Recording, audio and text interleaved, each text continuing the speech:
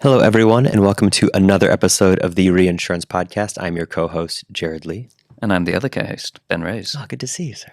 And you too, how are you doing? Good. Wet today. It's a rainy one here, so... It is true. It has been pouring it down, but that has defined most of the United Kingdom's weather experience since the dawn of the insert Jurassic era type term here. I really wanted to put in a smart-sounding kind of geological era then, but I was just blanked on any interesting geological era terms. That would impact the rainfall in this country. Yeah. Since the big ash event related to a meteor that ruined our weather system by giving us rain, and actually a very desirable temperate climate. Anyway, we digress. I was gonna make an effort of a transition. Go with me. Go on. The saddest thing after the fall of the dinosaurs was all the mammalian friends that survived no longer had their dinosaur friends, and their relationships had been broken. It was a stretch. I was really going for it on that one. If you didn't get Jared's hint at what this episode is about, we're doing a special episode on relationships today. Yeah. Why are we talking about relationships, Jared? Well, it's one of the first things you get when you join sort of the reinsurance space is this inundation or indoctrination or induction that this is a relationship industry, and it's sort of a mantra that we use over and over and over. And I thought it would make sense for us to spend a bit of time talking about why that is the case. What are the things that make reinsurance so relationship centric? We're in one of the hardest markets we've seen in a generation now, so relationships being more important now than they have historically, but kind of begin to unpack some of the things that make that so important. So, like our mammalian and Jurassic friends. And I think, this is a topic that we joke about a little bit. We have been guilty of characterizing the industry to some extent as whining and dining a lot and going to conferences and exciting venues. But although that may seem exaggerated at times, there is underlying all of those activities this really important aspect of trust and longevity that only comes from in-person relationships, right? At the end of the day, you're looking at somebody who your company depends on, most likely both ways or even all three ways. I spent a bit of time training as a lawyer, a barrister before joining the industry, and the really interesting cases that used to come up against was basically if something goes wrong with a insurance or reinsurance transaction, the cedent sues the reinsurer, or the insurer sues, or the insured sues the insurer, and they do a second suit, which is, and if that suit doesn't work, then we also sue our broker for giving us bad advice. And it's that's the way it tends to work. It happens the other way, it tends to be a countersuit, but basically when these relationships go bad, everyone sues everyone, and it's years of not knowing whether your company is going to survive when there's been a mega event like 9/11, for example. So given the risk of disagreements about whether or not somebody should pay you millions of dollars, having any kind of deep and trusting personal relationship where you know that somebody's going to come through for you and fight your corner, I think always will remain part of our industry. Yeah, and I think you add to that the complexity of the deals that are in our space, and the sort of breadth and scope of the deals that a big cedent will have. Reinsurance isn't a singular contract like a insurance company buys one reinsurance contract every year. It's like they buy hundreds oftentimes, and if you count all their facultative policies, even more than that. And so it's akin to like a financial manager for like $1 billion net worth family where they've got assets and things all over the world. You're not talking about optimizing the value of a single trade. It's not, you're not on E-Trade buying, penny stocks. I am right now. You're looking at this thing from a very holistic perspective, and doing so with trying to achieve target outcomes with a target risk appetite. And something you probably want over a long period. The very wealthiest families oftentimes have financial managers that have been with them for decades and decades and decades, because this evolving journey of what they're trying to achieve there. And And I think this is a very similar thing where a client goes into a new class or new product, like those, the expertise required to sort of be successful there, you want to bring in partners who can help you with that. But as you're learning, as things might go wrong, like will they help you pay the claims if it needs to? If huge claims are paid out, do the reinsurers feel trusted that the clients will continue to treat them well in the panel, give them greater signings to help them recover the losses that they paid in those claims? All of these things make it very reciprocal, and all of those underlying components mean it's very hard and probably impossible to ever like remove the relationship component to this industry. Yeah, and I think this most recent 1/1/2023 January renewals period has really shone a light on, firstly, what you spoke about there with respect to a whole account type of way of thinking about clients and reinsurer relationships and how much business we do together in the aggregate rather than simply looking at it on an individual deal basis.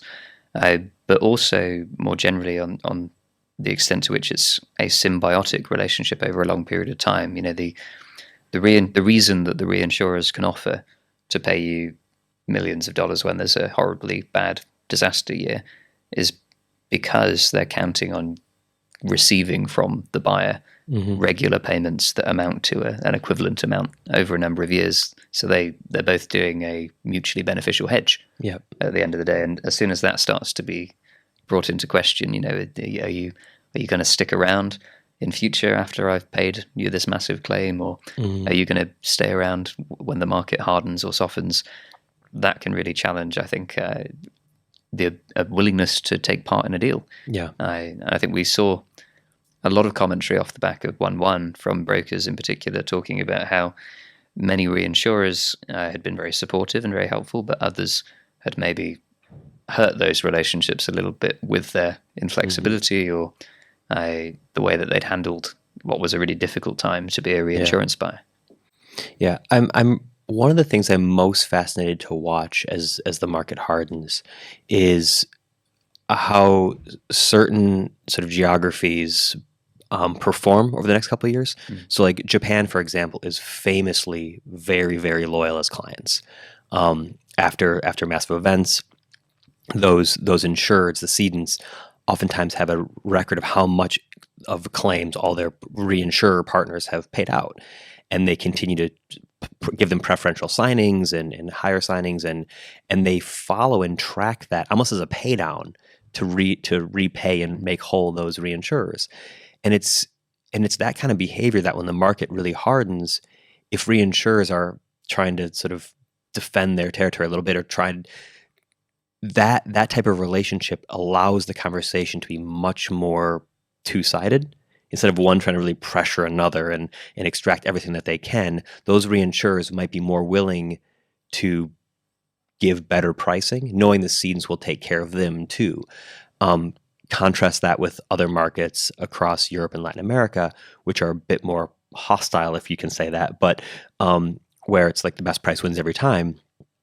The market hardens, those reinsurers aren't going to be rushing in to get on those panels, and you get the natural supply and demand shift, which might cause those cedents, after sort of years of battling the soft market, extracting everything that they could, to be sort of left out in the cold, where reinsurers will go to their preferred partners and deploy as much capital as they can to those relationships. Yeah, absolutely. And I promised Cordy a very odd analogy today, so brace yourself. You've seen my financial planner analogy, which was very, very calm. No dinosaurs in this one, I'm sorry. The thing I actually wanted to compare to relationships in our industry were relationships in humans in general, and in particular, the concept of polyamorousness. Because effectively this is the weird kind of situation that all participants in the reinsurance industry find themselves in, except maybe some cedents that only do one line of business and only buy one cover. But even then they probably buy it from lots of people. Yeah. But most buyers of reinsurance find themselves buying reinsurance from lots of different reinsurers and working with lots of different brokers, who in turn work with lots of different brokers and lots of different cedents. It's this many-dimensional set of relationships where you kind of promise that you're going to be with everyone forever, almost. You let people into your life, and you hang out with them, and you say nice things and so on, and spend time with them. But then at various points when the market turns, or you need something different that you're not getting from a particular relationship, those relationships sometimes can become stronger. As particular couples come together and reinforce their dynamic, and they push through really well. But other times, those relationships can become really toxic and even a little bit abusive or controlling, where somebody is able to effectively say, well, I'm only staying with you if you give me X. Or in other cases, it's like, no, we're staying with you whatever happens. Yeah. I'm with you, baby. So that's my fantastic it is good polyamorousness for the reinsurance industry. And I don't know the extent to which we have qualified experts in polyamorousness within the industry who are able to come in and offer how to manage that but maybe we're experts the other way and we don't realize it. There's a springing industry of relationship coaches that just sit with the executives in our industry. We could bring them in, all these marriage counselors, get them coming in and helping with reinsurance relationships. But I think there's some interesting parallels there, because you certainly have the element of that where in a certain point in time, that was a great relationship. And when the market was doing this, that everyone was winning, and that was great for everybody. But when they go through a more tumultuous time and sort of true colors have to be shown, you didn't realize that that's how they were going to behave when it was harder going. It wasn't sort of as easy money as it may have been early in. So I do think there's a lot of interesting parallels between just how relationships work more generally.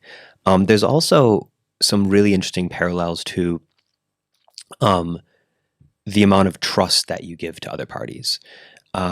One of my favorite stories is a Japanese cedent, but during the Second World War, actually handed over huge chunks of their assets to one of their partners to sort of look after and monitor for them, because they weren't able to do so during wartime. And following the conclusion of the Second World War, all those assets were returned, including sort of any interest that had been gained during that time.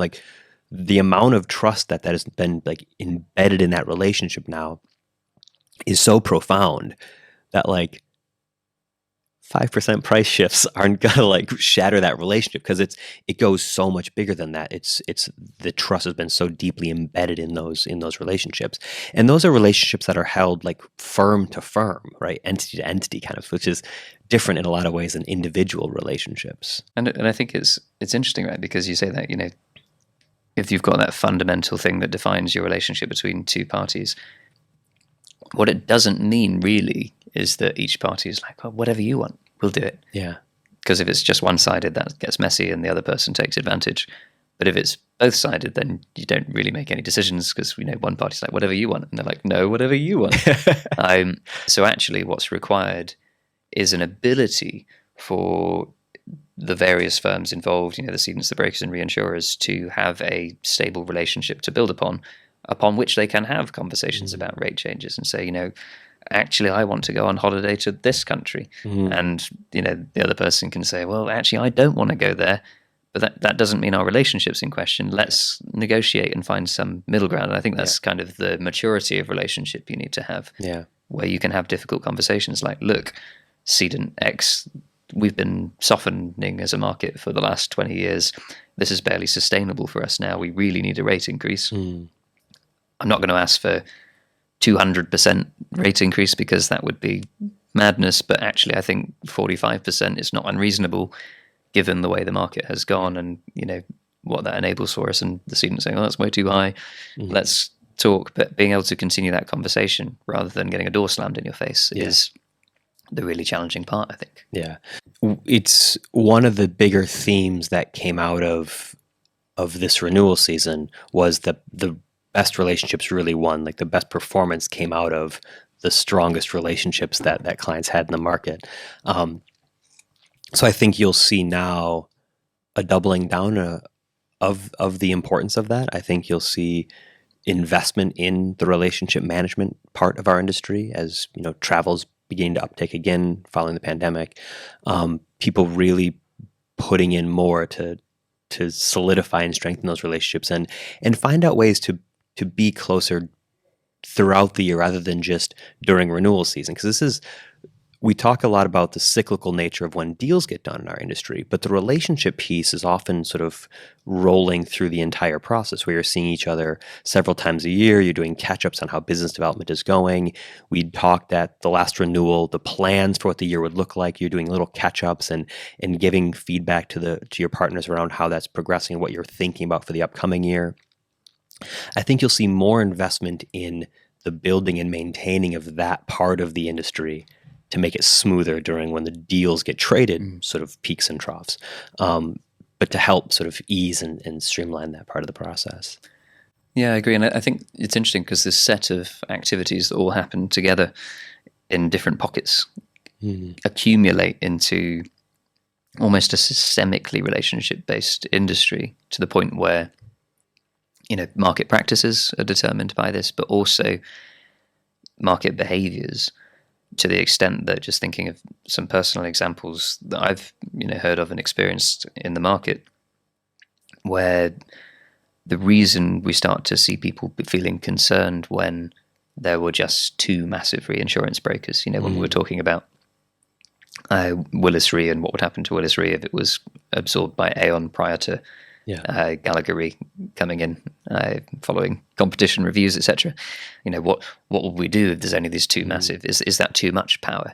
And what they mean by is that too much power is not actually so much, I think, a lack of choice. I don't think anybody had an issue with the service provided by those two massive brokers. I think they're both incredible as broking firms, but more a concern about the amount of leverage that those brokers would have in those relationships. It's like, oh, you're not going to go somewhere else, are you?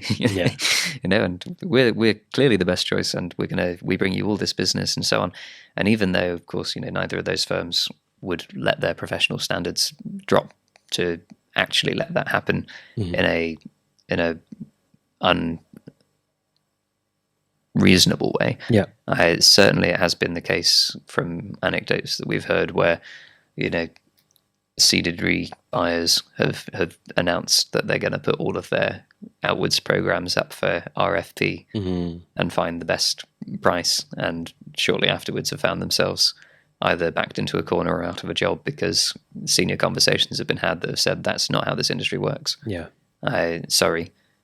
We have a much bigger relationship between broker one, reinsurer one, cedent one than just the deals you're buying.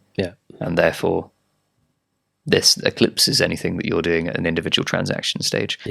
And that is a really difficult pill to swallow and a kind of harsh reality, I think, of what happens when you've got this effectively mountain of relationships all sat atop one another, which create, a basis for all the transactions in the first place. You don't want to become public enemy number one in reinsurance. And that's, anytime you have a relationship-centric industry like this, reputation really matters. And someone behaving badly or someone taking advantage of a situation, that news spreads, right? And you say, like, there's people who sent whole programs out to RFP and everything out to get the best price and then got their wrist slapped for it. Those things are known now, right? And people are aware that there's certain players in the market who are not as good of actors maybe as we'd hope. Maybe not, we won't say bad actors, but looking to sort of extract something more from the industry than it's maybe willing to do, not playing by sort of the predefined unwritten rules, but assumed rules of the space. And I think actually sometimes it's almost legitimate as well. It's not a case of sort of like, we'll threaten to turn the taps off if you don't do business with us. It is much more of you're thinking too small. Let's have a bigger conversation about our relationships as firms here, because we shouldn't be worrying about this little transaction and letting that get between us. Let's think about how we do business as sometimes, two firms that have the balance of trade equivalent to many large national economies. There's really, really impressive forces at play, I think, that sit in the background of every individual deal. And they are owned primarily through the form of personal relationships. Yeah. So there we are. Yeah. This has been a whistle-stop tour on why this relationships matter. I think it's something we'll continue to talk about as we look at, especially monitoring the upcoming April renewals, seeing how the relationships impact that. But it's one of the more exciting things we've talked about. You led off with sort of, it's oftentimes conveyed as just, it's all about wining and dining and hanging out with friends and this kind of stuff. And that is an element of it. And it's certainly one of the benefits of being in this space, but there's a fundamental reason for why that behavior exists. And I thought this was a good dive into at least a bit of what drives that relationship centricity that we see so often. One of the few things that ChatGPT has yet to offer, maintaining reinsurance relationships, but we'll wait and see. Yeah, we should ask it, how should I maintain my reinsurance relationship, and see what we get back. Awesome. Well, thank you everyone, and see you soon. Thank you everyone.